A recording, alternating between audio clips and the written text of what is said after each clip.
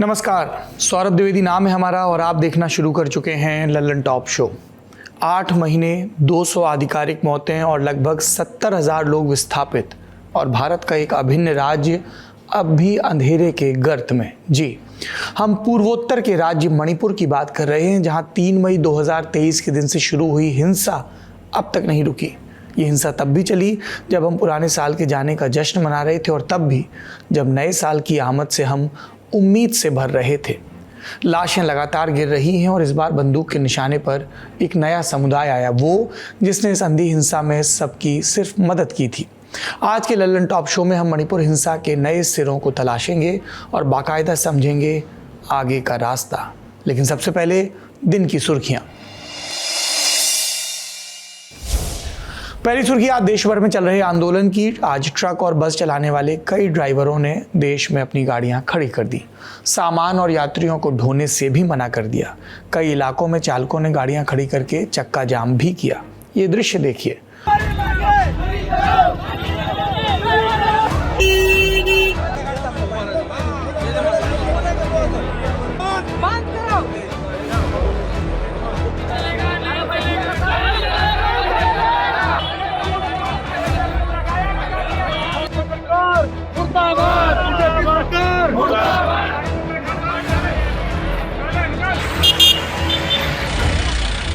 वाहन चालकों ने ऐसा किया केंद्र सरकार के हिट एंड रन कानून के विरोध में। दरअसल हाल ही में भारत सरकार अंग्रेजों के समय से चल रहे इंडियन पीनल कोड की जगह भारतीय न्याय संहिता लेकर आई है। इसमें एक ही प्रावधान जो है हिट एंड रन को लेकर, वो ये कहता है कि अगर सड़क दुर्घटना में किसी की मौत हो जाती है और गाड़ी चालक मौके से फरार होता है तो उसे 10 साल की सज़ा हो सकती है, साथ ही 7 लाख रुपए का जुर्माना भी देना पड़ सकता है। पहले इस मामले में 2 बरस तक की अधिकतम सज़ा हो सकती थी और ड्राइवर को ज़्यादातर मामलों में ज़मानत भी मिल जाती थी। लेकिन अब प्रावधान सख्त किए गए हैं अगर एक्सीडेंट के बाद चालक भागता है। प्रोटेस्ट कर रहे ड्राइवर्स का कहना है कि सरकार का ये कानून गलत है, इसे हर हाल में वापस लिया जाए। सुनिए ग्राउंड पर मौजूद चालकों ने आंदोलन के दौरान क्या कहा। ट्रक इसलिए रोके जा रहे हैं जब ड्राइवरों ने गाड़ी चलानी बंद कर दी है। हमारी ड्राइवरों के लिए नया कानून जो बना 10 साल पुराना, 10 साल की सज़ा, 7 लाख रुपए जमा करने होंगे उन्हें सज़ा के बाद में। तो इसलिए जब ड्राइवर गाड़ी नहीं चलाएगा हम लोग क्या करेंगे। हमारा पूरा संगठन ड्राइवरों के समर्थन में आज हड़ताल पे है। सब ड्राइवरों के साथ हम लोग हड़ताल पे बैठे हुए हैं। आज 2 दिन पहले से मैसेज दे रहे हैं सभी ड्राइवरों को, हम ये मैसेज दे रहे हैं कोई ड्राइवर गाड़ी ना चलाए। कुछ तो 90% ड्राइवर तो आपके सामने खड़े हैं, 10% है जो बाहर चले गए हैं, वो भी 1-2 दिन में आ जाएंगे। अपनी गाड़ी ला खड़ी करके सब लोग हड़ताल पर जाएंगे। जब तक ये काला कानून वापसी नहीं लेंगे, जब तक हमारा आंदोलन चलता रहेगा। अभी तो हमने स्टार्टिंग करी है। आने वाले समय में जैसे प्रतिक्रिया होती है कि शाम को मीटिंग होगी, हमारी मीटिंग के माध्यम से सब लोगों को बताया जाता है। अभी तो हमने नॉर्मल तौर पे स्टार्ट करा है। आने वाले समय में रोड भी जाम करेंगे, रेल भी जाम करेंगे, दूध सब्जी सब बंद करेंगे। काला कानून वापसी नहीं लेते हैं तो। प्रोटेस्ट का असर देश के अधिकांश राज्यों के पेट्रोल पंप पर भी देखने को मिला। हड़ताल की वजह से कई जगहों पर पंप पर लंबी लाइन लगी। बताया जा रहा है कि ट्रक ड्राइवरों की ये हड़ताल 3 दिन तक चल सकती है, जिसके चलते पेट्रोल की किल्लत और बढ़ सकती है। बताते हैं इस खबर के फैलते ही लोग पेट्रोल पंप पर और भी पहुंचने लगे, जिसके चलते वाहनों की भी लंबी कतार लग गई और जाम लगने लगा। अगर आपकी इस खबर में और रुचि है, आप समझने चाहते हैं कानून की बारीकियां, तो हमारा रोज़ाना का शो है एक्सप्लेनर शो आसान भाषा में।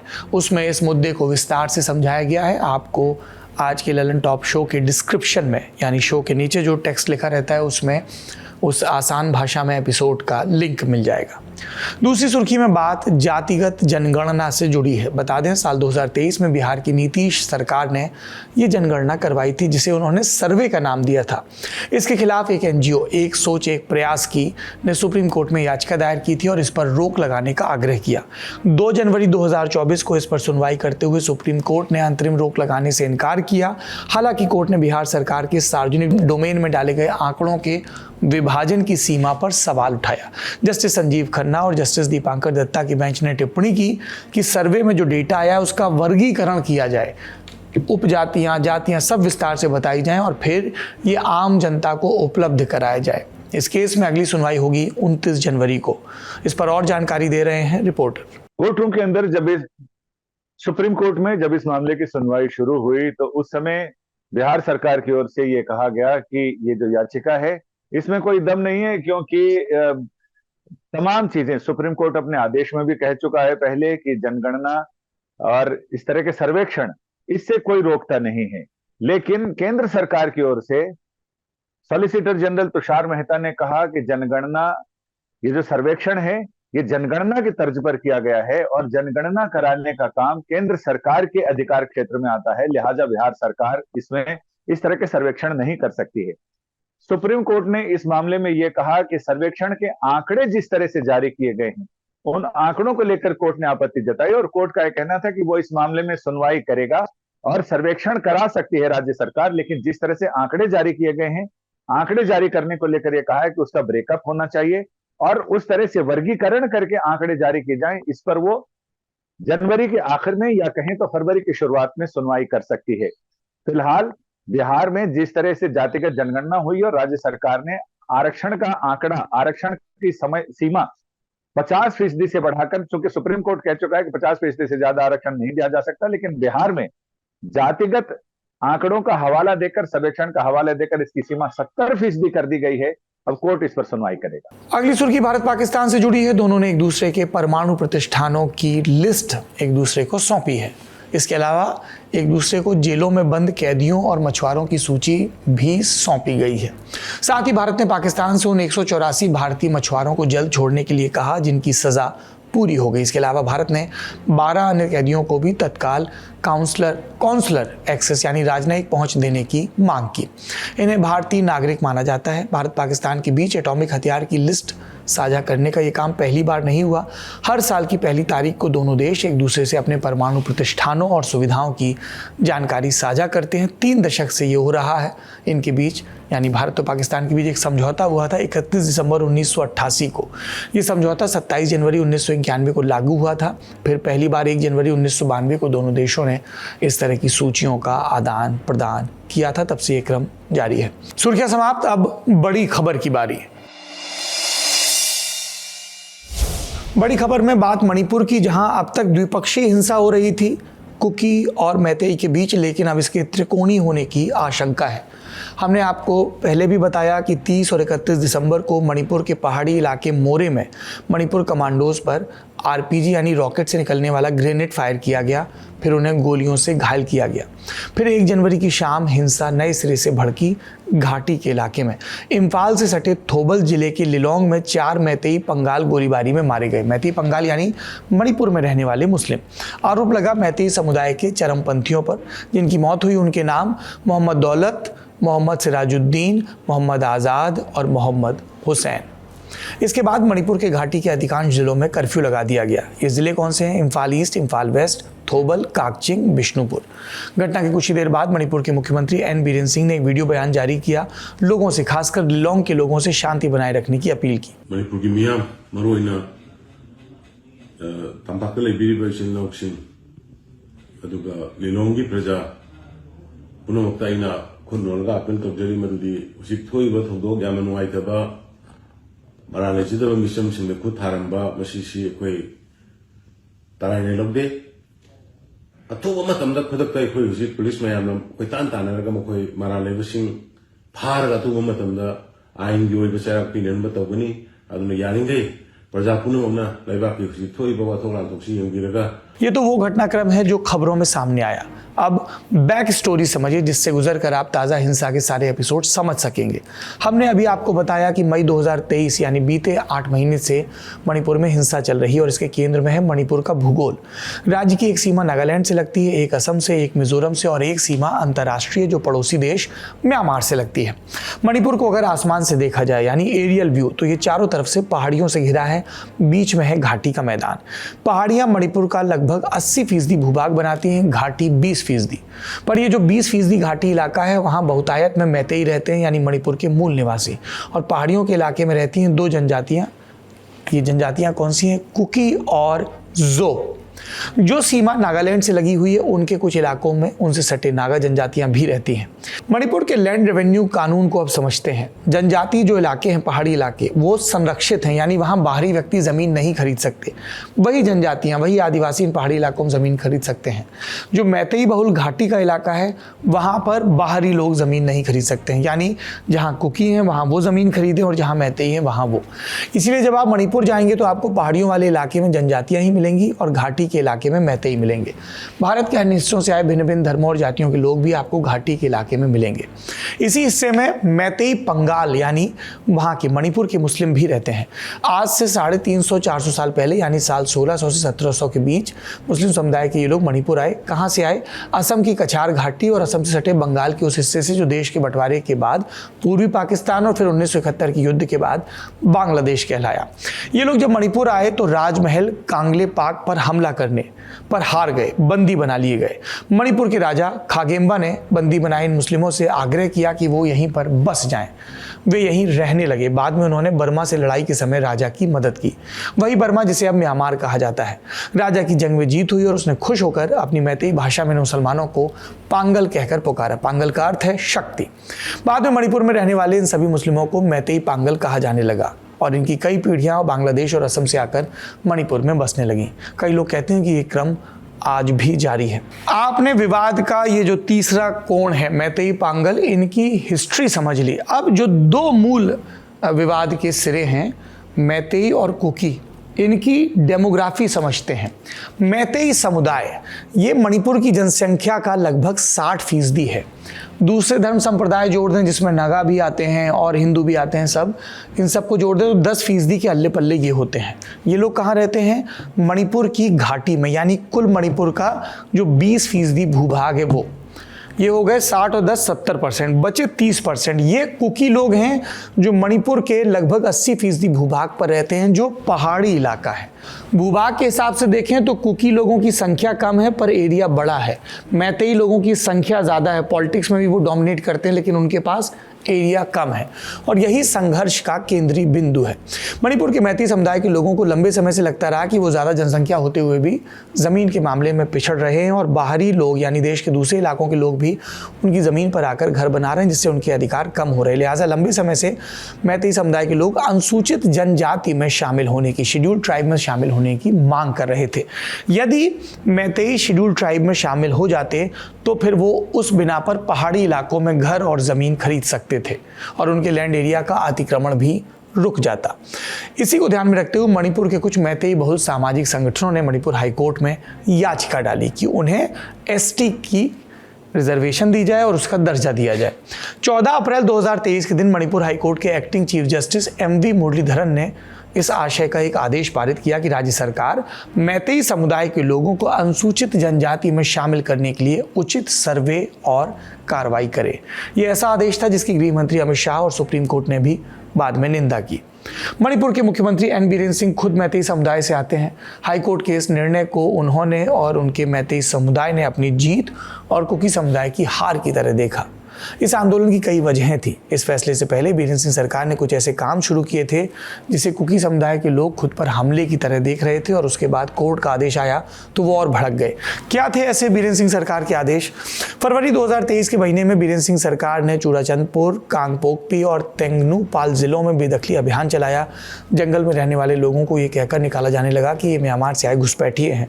फिर मार्च 2023 के महीने में बीरेन सरकार ने एक त्रिशंकु शांति संधि से हाथ वापस किए। ये था सस्पेंशन ऑफ ऑपरेशन यानी SOO। ये SOO केंद्रीय गृह मंत्रालय, राज्य सरकार और कुकी उग्रवादी गुटों के बीच साइन किया गया था, जिसके तहत उग्रवादी सेना और पुलिस एक दूसरे पर गोली नहीं चलाएंगे, ना ही ऐसी नौबत लाएंगे। बीरेन सिंह ने जैसे शांति संधि से हाथ खींचे उनके कदम की आलोचना हुई। इन दो कदमों को देखकर कुकी समुदाय के लोगों को ऐसा लगा कि राज्य सरकार उन्हें निशाना बनाने की कोशिश कर रही है, मैतेई समुदाय उन्हें निशाना बनाने की कोशिश कर रहा है। फिर जैसे अप्रैल में हाईकोर्ट ने आरक्षण संबंधी आदेश पास किया, कुकी समुदाय में आंदोलन शुरू हो गया। 28 अप्रैल 2023 बीरेन सिंह चूड़ाचंदपुर पहुंचे एक ओपन जिम का उद्घाटन करने। चूड़ाचंदपुर कुकी बाहुल्य है, वहां मौजूद लोगों ने बीरेन सिंह के विरोध में ओपन जिम में आग लगा दी। पुलिस ने धारा 144 लगाई। 5 दिन के लिए इंटरनेट बंद किया गया। फिर कैलेंडर में तारीख आई 3 मई 2023। आदिवासी छात्रों के संगठन all tribal student union Manipur यानी आत्सुम ने सरकार और कोर्ट के फैसले का विरोध करने के लिए अब रैली निकाली। कहा गया ट्राइबल सॉलिडेरिटी मार्च। इसके जवाब में मैतेई संगठनों ने भी उसी दिन जवाबी मार्च निकाला। कई जगहों पर छोटे मोटे गतिरोध हुए, लेकिन घटना ने हिंसक मोड़ लिया जब चूड़ाचंदपुर में मौजूद Anglo Kuki war memorial gate पर आग लगा दी गई। ये गेट साल 1917 से 1919 के बीच कुकी जनजातियों और ब्रिटिश सेना के बीच हुए युद्ध का मेमोरियल गेट था। इसके बाद कुकी समुदाय ने अपने इलाकों में मौजूद मैतेई घरों में आग लगाई और यही काम मैतेई लोगों ने अपने इलाकों में किया कुकी संप्रदाय के खिलाफ। इसके बाद मणिपुर में हिंसक जातीय रक्तपात शुरू हो गया। दोनों समुदाय एक दूसरे की लाशें गिराने लगे। फिर इसमें दोनों ही ओर के उग्रवादियों के भी शामिल होने की खबर आई। इम्फाल में मैतेई लोगों ने पुलिस का शस्त्रागार लूटा। सैकड़ों ऑटोमेटिक हथियार, हजारों राउंड गोलियां, bullet proof jacket, tactical gear police के सामने से चोरी हो गए। पुलिस पर मैतेई लोगों को मदद पहुंचाने के आरोप भी लगे। देखते ही देखते मणिपुर में उग्रवादी नए सिरे से पैदा हो गए। पुराने गुट भी सक्रिय हो गए। पहाड़ी और घाटी के बीच एक संघर्ष शुरू हो गया। जो उग्रवादी ग्रुप सू के तहत शांत थे वो भी सड़कों पर उतर आए। म्यांमार से हथियार और हथियारबंद लोगों की आमद भी शुरू हो गई। ये लोग कुकी समुदाय से भी जुड़े थे और मैतेई से भी। सब अपनी अपनी साइड पकड़कर सामने वाले की छाती पर गोली दागने लगे। लेकिन जब भी ये हिंसा हुई तो दो समुदाय इस पूरी हिंसा से दूर रहे। एक नागा समुदाय और दूसरे मैतेई पांगल। इन दोनों समुदायों ने कुकी और मैतेई समुदायों के बीच पुल का काम किया। कई मौकों पर दोनों समुदाय के लोगों की हिंसा में जान भी बचाई। मणिपुर से होकर आए पत्रकार बताते हैं कि मैतेई पंगाल समुदाय के बहुत से लोगों ने अपने काम धाम छोड़कर ड्राइवर का काम शुरू किया। वो पत्रकारों, मानवाधिकार कार्यकर्ताओं और हेल्थ प्रोफेशनल्स को लेकर मैतेई और कुकी इलाकों के बीच आवाजाही करते रहे और अपने अपने इलाकों की बाउंड्री पर चेकिंग कर रहे उग्रवादी इन लोगों को रोकते भी नहीं थे। सुनिए वहाँ से होकर आए लोगों को।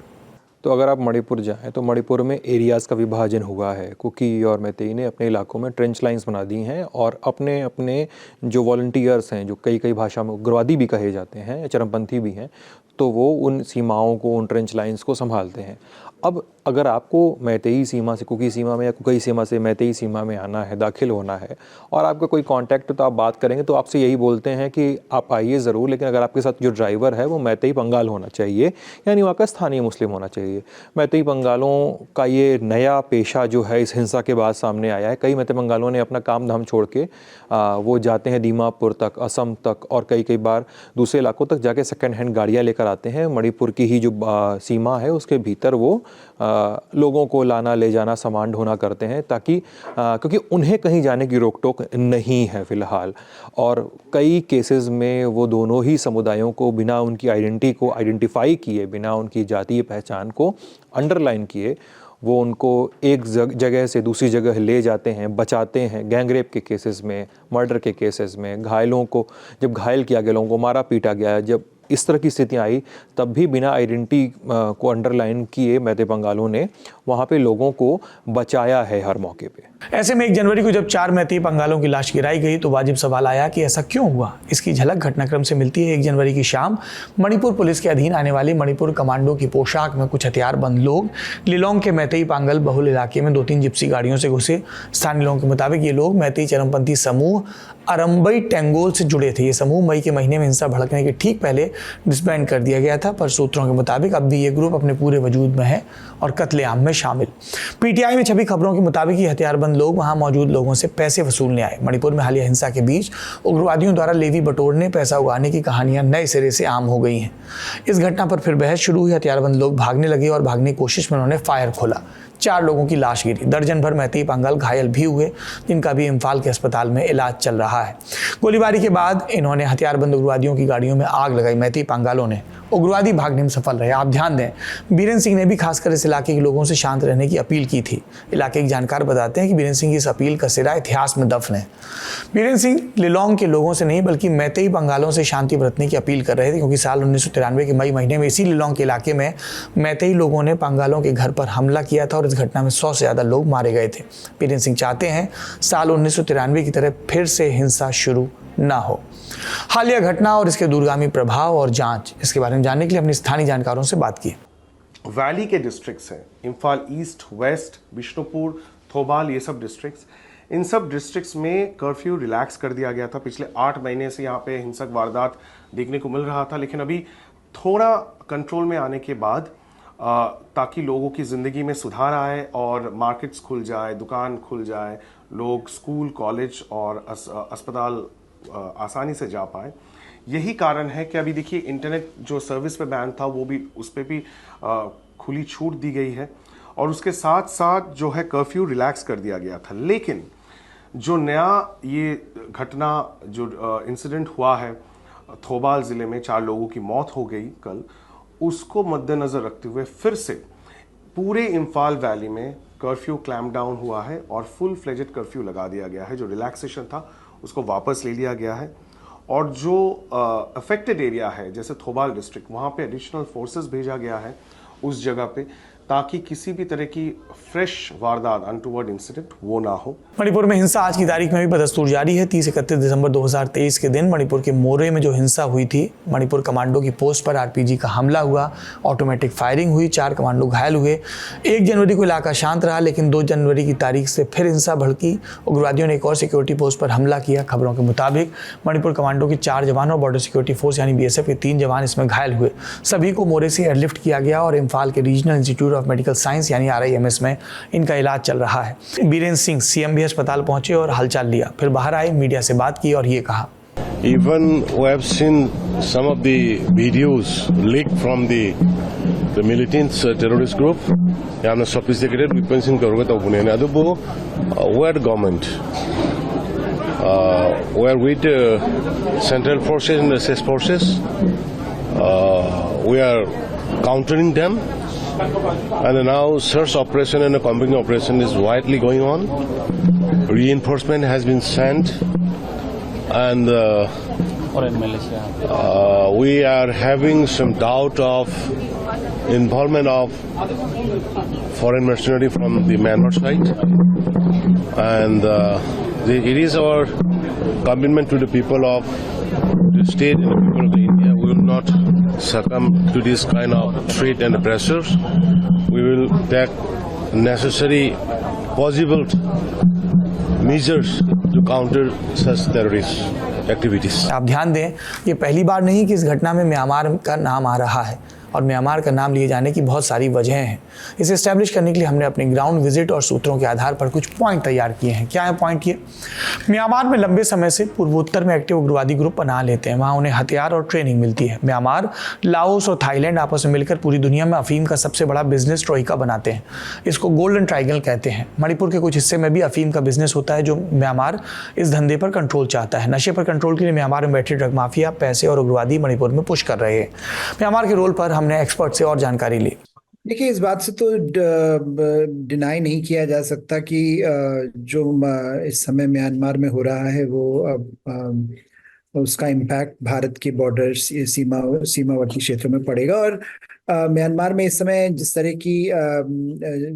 की रिपोर्ट्स आ रही हैं म्यांमार से कि इसमें जो प्रो डेमोक्रेसी मिलिशियाज हैं वो धीरे धीरे करके जो वहाँ की जो सरकार है, जो सेना लेड गवर्नमेंट है, मिलिट्री युंटा है, उससे अपना धीरे धीरे लैंड को कंट्रोल में लेती जा रही है। तो वो जो इम्पैक्ट हो रहा है उससे भारत किसी हद तक मिलिट्री युंटा पर रिलाय करता था कि वो बॉर्डर पर स्टेबिलिटी मेंटेन रखे, और मिलिट्री गवर्नमेंट ने काफ़ी हद तक इसमें भारत की सहायता भी करी। लेकिन जैसे जैसे मिलिट्री गवर्नमेंट का रोल कम होता जा रहा है और इस तरह के आर्म ग्रुप्स और बढ़ रहे हैं, तो उसका इम्पैक्ट बॉर्डर एरियाज पर देखने को ये स्वाभाविक है मिलेगा। और इससे जो रेफ्यूजीज का आना जाना है या जिस तरह का पोरस बॉर्डर है, और उसके बाद जो एथनिक लिंकेजेस हैं दोनों तरफ, म्यांमार में जो चिन समुदाय है वो कुकी समुदाय के साथ काफ़ी कनेक्टेड है, वो एथनिसिटी उनकी सेम है, तो उसका इम्पैक्ट ये स्वाभाविक बात है कि मणिपुर में जो हो रहा है उस पर भी पड़ेगा। इन सब शिकायतों के अलावा प्रशासनिक ढिलाई के भी आरोप हैं। कुकी समुदाय के लोग मणिपुर पुलिस के मैतेई परस्त होने के आरोप लगाते हैं और मैतेई समुदाय के लोग कहते हैं भारतीय सेना और असम राइफल्स कुकी परस्त है। दोनों ही संस्थान इन आरोपों को नकारते हैं। इसके अलावा जुलाई 2023 में मणिपुर हिंसा से जुड़े जो सारे केस थे उनकी CBI को जांच भी ट्रांसफर कर दी गई थी, जो अभी भी जारी है। साथ ही मणिपुर हाईकोर्ट के आरक्षण से जुड़े जिस फैसले के बाद हिंसा भड़की थी उस केस में भी एक छोटा सा अपडेट है। द हिंदू की खबर के मुताबिक हाईकोर्ट के फैसले के खिलाफ आदिवासी संगठनों ने हाईकोर्ट में ही रिव्यू पिटीशन डाली थी। इस पर सुनवाई हुई।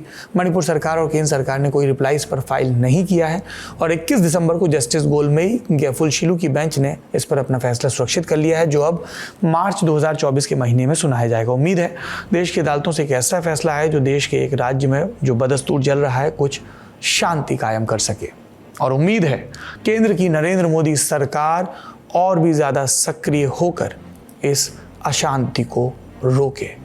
और एन बीरेन सिंह की सरकार वो तो लगातार सवालों के घेरे में है ही।